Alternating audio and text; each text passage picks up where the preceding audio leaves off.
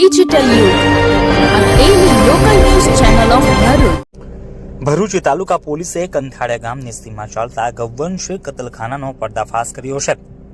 SP મયુર ચાવડા અને DYSP સી.કે. પટેલના માર્ગદર્શન હેઠળ પીઆઈપીડી ઝણકાતની ટીમને બાતમી મળી હતી કે કંથાળિયા ગામના વાડી ફળિયામાં ગરમિયા ખાડી નજીક કેટલાક શખ્સો ગૌવંશનું કતલ કરી રહ્યા છે. પોલીસે તાત્કાલિક રેડ કરતા બાવરના ઝાડ નીચે 3 શખ્સો એક ગાયનું કતલ કરી રહ્યા હતા.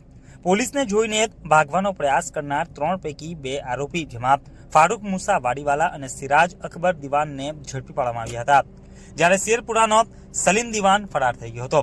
પોલીસે ઘટના સ્થળેથી એક મોટો છડો, 3 નાના ચપ્પા, છડીની ધાર કાઢવાનું મશીન અને 4 પ્લાસ્ટિકના ટબ કબજે કર્યા છે.